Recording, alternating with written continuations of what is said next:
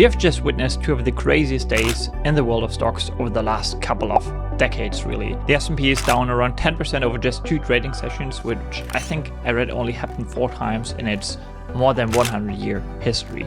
The VIX index also shot up above 40. The Greed and Fear index is also indicating extreme fear. And the question I want to discuss with you here today is it now already the time to, quote unquote, buy the dip? So without further ado, let's get started.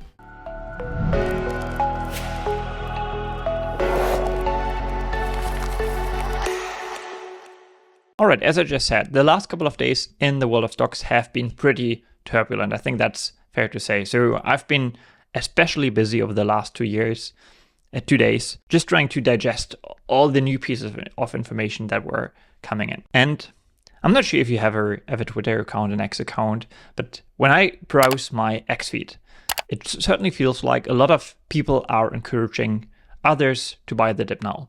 And I'm not sure if I fully agree with that take. What I should say is it's a very broad statement to make.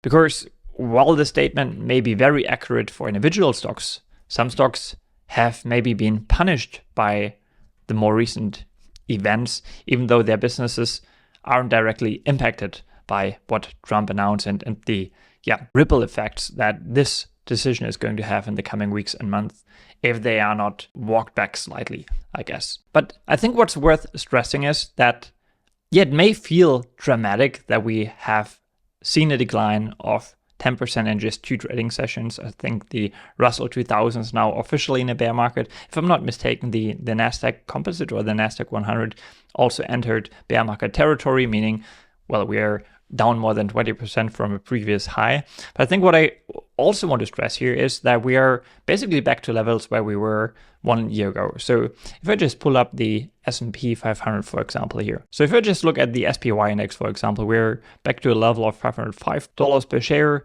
And around 1 year ago, we were at a level of $518 a share.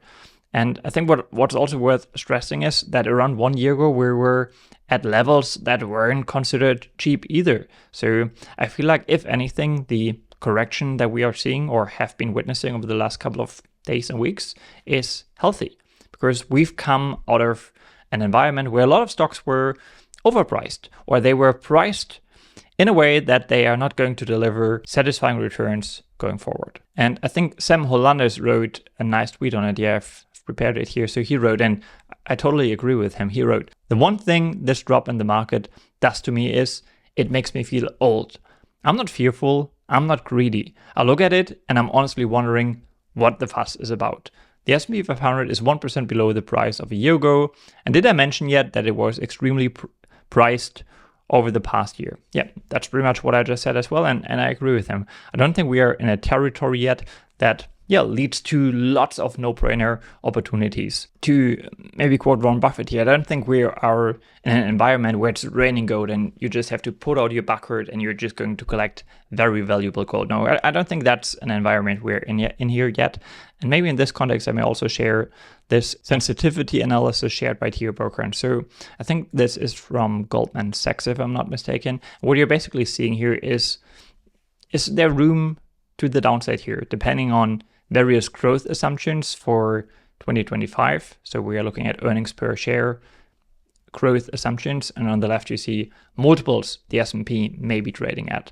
And if you just assume that we are going to be trading at a multiple of, say, 18 times, and we are only going to see earnings per share growth of around 3%, well, then there may be another 18% that we could go lower from the current level already. Because as we just discussed, the current level, even after the pretty steep decline of the last 2 days, it's not like extremely cheap already. And especially if you take into account what the Trump actions, the decisions, the reciprocal tariffs, and the tariffs now announced by China, and we will have to wait and see what the EU does, and maybe other nations get together and are going to fight back. All of that is going to be a major headwind. So everyone and their mother by now understands that the US is going to experience higher inflation, at least in the short term, and probably is going into a recession if it is not in one already. And in such a scenario, earnings may get crushed, at least in the short term, which may put further pressure on the multiple the S&P is trading at. And as we know, stock markets, at least in the short term, they can overreact. So I don't know, I think there is room to the downside, but we may already be seeing the bottom. I don't know. I don't have a crystal ball. And I think it's your job to look for opportunities. And if you find them, determine that you're going to earn a return of X%, compounded annually over the next 5 or 10 years. That's a return you're happy with. Well, then make the buy decision. That's really all you have to do. And maybe just to add a little more context here in terms of what kind of valuation level we're at here, I also wanted to reference this tweet here from Theo Berker, and he wrote, after all is said and done, despite a week of turmoil, the S&P is still trading near record enterprise value to sales ratio, or a record enterprise value to sales ratio. So I'm just going to pull up the chart here. It bottomed below 1x sales during the March 2009 panic, and 2011 during the European debt crisis, it was below 1.5x. The 20-year median is 2.3x, similar to the COVID low. And right now we're sitting at a level of 3.4x, if I'm not mistaken. So again, this also stresses that there may be more room to the downside. Not making a prediction here, just stating facts. Now, to play devil's advocate here and be a little more bullish, here's a tweet from Sam Solid. He highlighted that whenever the VIX spiked, the expected one-year returns tend to be positive on average. And if you zoom out further, I mean, that makes sense, because over the very long term, stocks tend to go up. If you zoom out further, over the next 5 years, stocks were always up following such an event. So yeah, make of that whatever you will, I guess. Now, before I move on, I also want to recommend that you subscribe to my blog, which I launched around 8 or 9 months ago now. Actually, also shared a recent deep dive just today, so you may want to take a look at this deep dive into a Canadian software company as well. And sometimes the YouTube algorithm can be quite unreliable. So even if you are subscribed to my channel, the algorithm may not show you new videos that I'm publishing. And if you're subscribed to my blog, you will get an email reminder whenever I put out a new post. So that's maybe a more reliable way to stay in touch with what I'm doing, how I'm viewing the world of stocks right now, where I'm seeing opportunities, and when I think it's maybe time to be a little more careful. So maybe just to wrap up this video, and you can probably tell that I just sat down and just wanted to sort of spontaneously and freely record a couple of thoughts on the admittedly extreme events over the last couple of days. So I have my watch list ready. That is something you should do when we are in calmer water, so to speak. So I have my watch list ready. I spent a lot of time the last couple of days prioritizing which stocks I want to maybe dig deeper into and want to update my evaluation on. So I already did that for a couple of stocks. I don't see a lot of no-brainer opportunities here already. I think there are there are for sure lots of opportunities out there already that are going to give you a return of 10 years pretty safely if you can zoom out past the current events. It's super hard to predict. So let me say that the following. I think there is some kind of rational thinking to the decline we've been seeing. This is definitely an inflection point. We are basically witnessing Trump trying to reorganize global trade. And if he's not walking back on his ambitions here, this is going to change the way business is done on a global scale.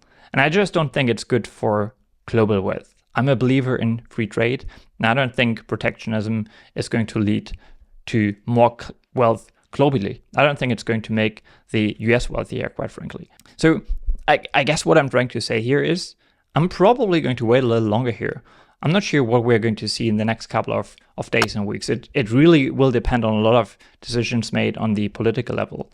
But my impression is that Trump is not going to roll his tariffs back in the short term, at least. Some people claim that his ultimate goal is to just refinance the US debt load at a more attractive rate. So he wants to get the 10-year just lower to a level, I think I was reading around 3%. But all of this is speculation. Just before the Trump announcement on, I think was Wednesday, right? People were tweeting, well, I'm hearing rumors that it's just going to be a flat 10% on all trading partners. Well, that's generally right. But for many of the main business partners of the US, the tariffs are much, much higher. So There's a lot of speculation out there, a lot of noise. Sometimes it's just better to just tune out, do something else, and form your own opinion based on a rational assessment on real data and maybe insights from people you trust. Enough rambling. Let me know what you think, how you're positioned, maybe which stocks are very high up on your watch list. I'll talk to you in one of my next videos. Take care.